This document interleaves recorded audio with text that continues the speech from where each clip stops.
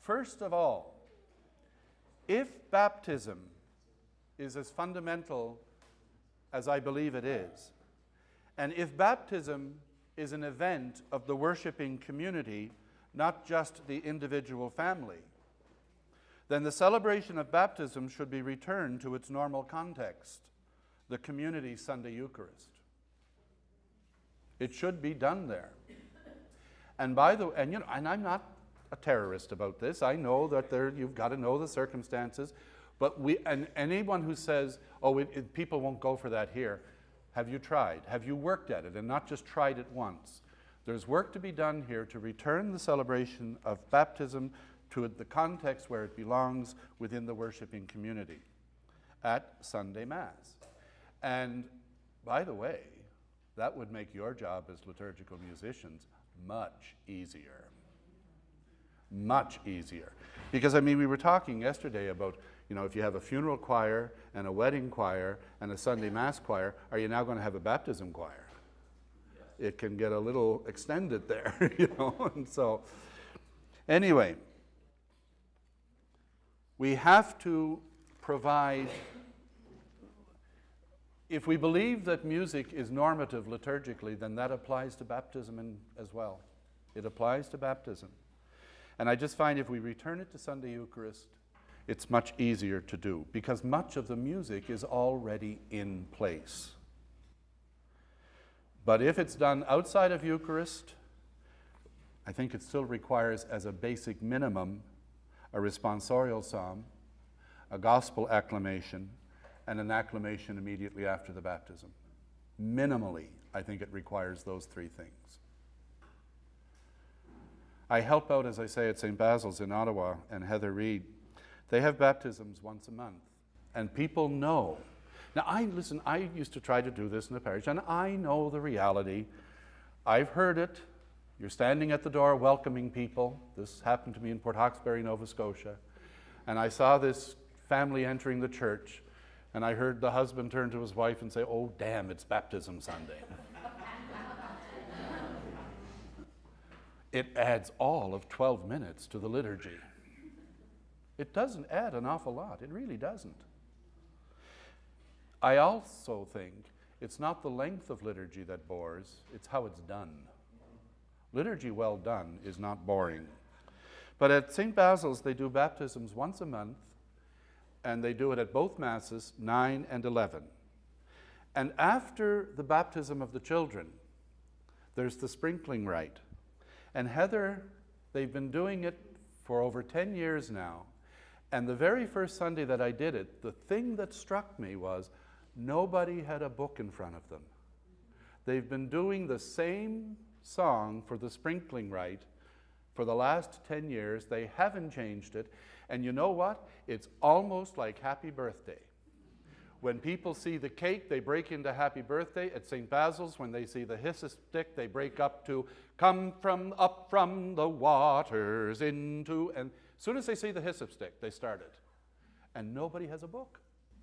It's become part of the liturgical life of that community, connected to baptism and connected to the sprinkling rite. This is the kind of repertoire we have to build with these things.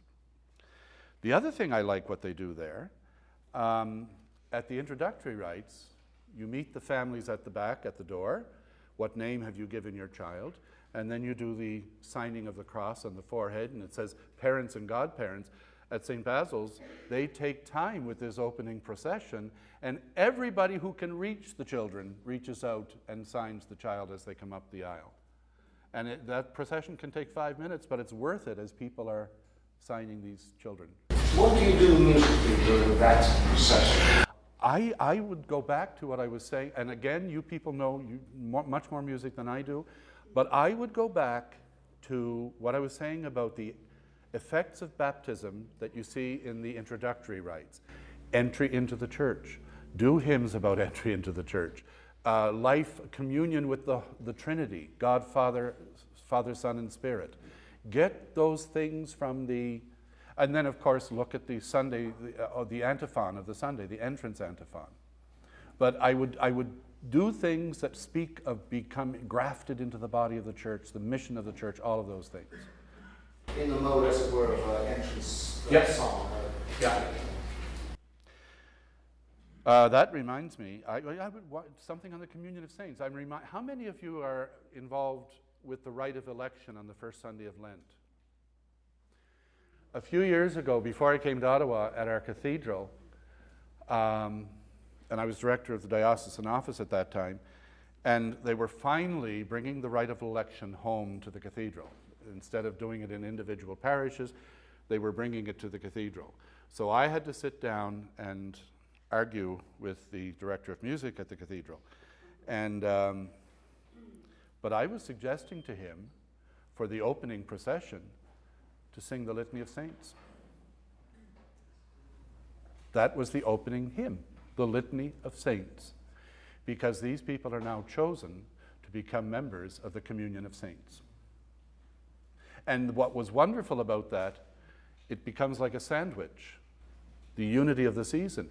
You have the Litany of the Saints on the Sunday of Lent, first Sunday of Lent for the election, and then you do it again as the Easter Vigil as they approach the font.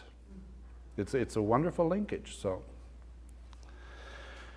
RCIA, for those of you involved in that, don't just think of the vigil.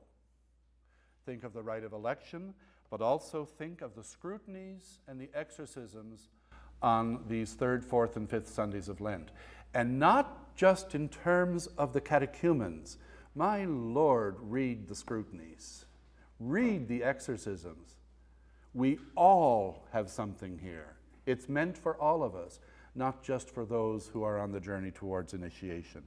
And look at these things in terms of the selection of music, and especially in terms of the Gospels of the third, fourth, and fifth Sundays. You know, the woman at the well, the man born blind, and Lazarus. Finally, we come to the fly in the ointment. Not RCIA, not baptism of children, confirmation. How many of you are aware of the history of what we call the dissolution of the rites? In the early church, they would never have seen a distinction between baptism and confirmation. They didn't call it that. It was initiation. And as you rose from the waters, the bishop met you and you were sealed with chrism. And that was the way of initiation, and then you were brought into Eucharist. That was the way of initiation for the first centuries of the church. And then after the Peace of Constantine, when the church came up out of the caves, and it became this, over the next century, became the state religion of the empire, and then it was more lucrative to be a Christian than to be a liberal in 1960. And it became a state religion, and there was laxity and so on. But I'm telescoping centuries of history here in 2 minutes, so be careful. But basically what you see is the disappearance of adult baptism. And you see the disappearance of the extended catechumenate. And you also see the breakup of the water baptism and the signing with oil by the bishop. We're now getting into the 5th and 6th century and onwards. Prior to that, this was not they would not conceive of two separate sacraments. But as they got separated, the Eastern Church resolved it. You know how it's done in the Eastern Church. The priest does baptism and confirmation of children and Eucharist. They dip their finger into the consecrated blood of Christ and put it on the tongue of the child. They maintained the unity of the sacraments and allowed the priest to do the signing with chrism. In the Western Church, that got reserved to the bishop. And it was okay, you know, it didn't matter if the bishop was a couple of blocks away in Rome, well, you could get it done within a day or two. But as the faith spread through Europe, the distance between the water baptism and the signing by the bishop started getting separated by days, weeks, months, years. So that it did become a separate sacrament. And it actually became a sacrament so cut loose from baptism that it has been in search of a theology ever since. And it poses problems for us. Now, that's why Pope Benedict has encouraged the conferences of bishops to look at the restoration of the order of the sacraments. And several dioceses in Canada have done that. My best experience of it is in the Diocese of Saskatoon. And there, They're baptized as infants, but then when it comes time for confirmation, confirmation is celebrated, and then they immediately proceed to First Eucharist. So you have that order restored again. Now, there are all kinds of theological pastoral issues here, and this is not the place to go into it, but specifically in terms of liturgical music, do not pick songs that give the impression that these people are receiving the Spirit for the very first time. That's the rule. Do not pick songs that give the impression that they've been without the Holy Spirit from baptism, but now we're giving it to them. Connect to baptism and Eucharist. Sing songs of the baptismal call, of entry into the church, of the Eucharistic body that we are, and our mission to the world. Take images from the introduction to the rites of initiation. A holy people, a people set apart, a gathered community, a sign to the world, light to the world, baptismal garment. Take these images from the rite and let that be your guide for choosing music. But do not pick music that says, finally, these kids are getting the Holy Spirit. Because that happened in baptism. I'm basically done, but I'm open to questions or comments, not just for today, but for the last 4. Yes? So I have my third child confirmed soon, and where I'm aware of the fact that, although I liked very much what you said about letting confirmation followed by Eucharist be resuming baptism and getting initiation all done. Nevertheless, for a lot of young people, the experience of confirmation is, kind of their first chance to make the adult or young adult commitment. And moving it back to grade 6 or 7, let's say, means that that time of coming into teenagerhood is not going to be associated with confirmation. Anything to say about that? Well, what I will say about that is any understanding of confirmation as adolescence or it's from Luther. It's not from the Roman Catholic tradition. True. But what I think we have to ask deeper questions here. There's a hermitist in New York says the most important thing we have to do in the church today is not ask what should be, but ask what is. And what is the reality that for 80% of our kids, no matter at what age they are confirmed, it is not a sacrament of appropriation of their faith. I know parents who say, you're going to stay in the catechism until you're confirmed, and after that, I know people have said it kind of disparagingly, but it's more a rite of graduation from the church than deeper appropriation into it. And that's the reality. Like, we're trying to get liturgy here to solve a much deeper pastoral problem. And liturgy will not resolve that alone. It's a much wider, broader problem. I don't have easy answers here. If I did, but I remember celebrating Eucharist in Milwaukee a couple of years ago for the North American Academy of Liturgy, and the rector of the cathedral preached a magnificent homily, and it was on the Feast of the Baptism of the Lord.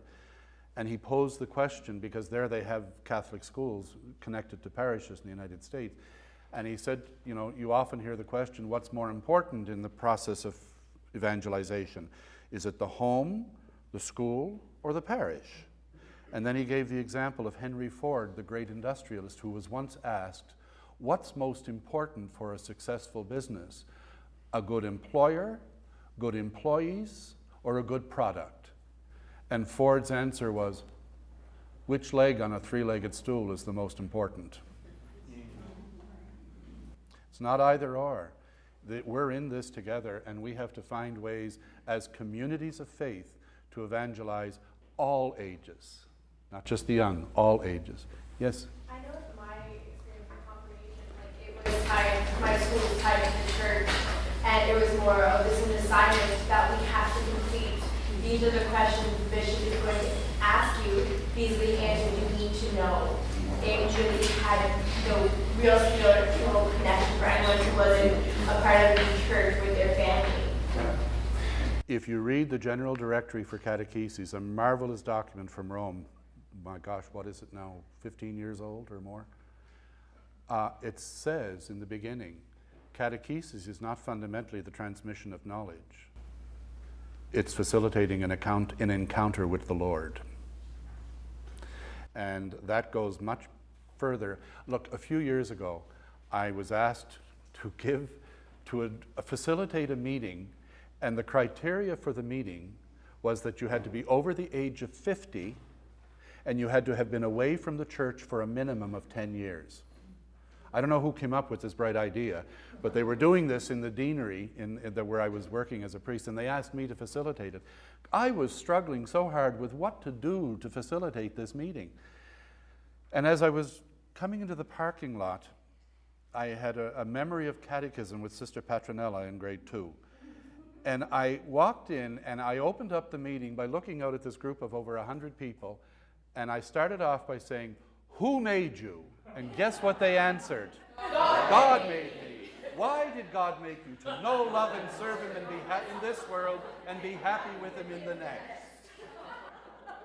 Sister Mary of the Sacred Heart had done her job so well. Here we are, over 50 years later, they had those answered memorized. But not one of them had been to church in over 10 years. If we confuse that doesn't mean that transmission of the knowledge of our faith is not important, but it doesn't start with that. It builds on the encounter with the Lord. It builds on it. It doesn't replace it, and it doesn't start the process. And it involves the entire community. The three-legged stool. You cannot pick one as more important. So it's a massive task. It's a massive task. The one thing I thought is that, I guess it may be our parish, but with it being grade 7 or grade 8, whatever it happens to be, where they are getting older, and you're out of the idea of graduation or becoming a young adult in the parish, for us it's evangelization, because they're at an age where they're pulling away and you're reestablishing with them. They all have to make the choice. But we have a really fantastic program with retreats and everything. The kids come to Mass, and then they go in and they have their instructions through the church and everything else. And I'll never forget to look on the bishop's face when it came to the Our Father, and these kids in red robes, not even thinking, join hands to say the Our Father. I mean, I think it depends on the attitude, the parish. I mean, like everything, it depends on your shepherd and what kind of team you have. But to put it lower makes it a sacrament, which is fantastic, but it's an evangelization opportunity that's lost. And that big gap. And then afterwards, they have a big massive Thanksgiving with these kids. And it's okay, here are all the ministry opportunities for you. Now, how are you going to take this further and keep yourself involved in the church? I've had a whole bunch of grade 8s join the choir because they now have had a chance, they've been confirmed, they're excited, and it's a new opportunity, and I hate to see that go, but that's what we have. Not everybody has that. But I asked the question, and I'm not challenging, I'm saying, could you have that even if they weren't being confirmed? Like in the sphere kind of thing that doesn't go too extreme, yeah, I suppose you could have that kind of thing, you would still have the opportunity. You see, what I'm getting at here. Confirmation is the vehicle, you're right. What I'm getting at here, though, it's not, and I think what you're describing is marvelous, but what I'm getting at is we have divided up, portioned out moments of catechesis connected to sacramental preparation, first Eucharist, first penance, confirmation, and then some kind of pre-marriage program. What I'm saying is evangelization and catechesis is a lifetime process that involves all generations, even when we're not involving sacramental preparation. And I think one of the greatest needs we have in North America at the moment is adult faith formation. And especially young adult faith formation, but not just young adult. I think this is one of our greatest needs today. Anyway, folks, I have to be in my office tomorrow morning at 9 for a meeting, and it's a 7-hour trip from here, and I have some business to do in Toronto. I wish I could be with you for the rest. I particularly wish I could be with you for Eucharist. I can't. I've got to go and get on the road immediately. It's been a great pleasure. Thank you.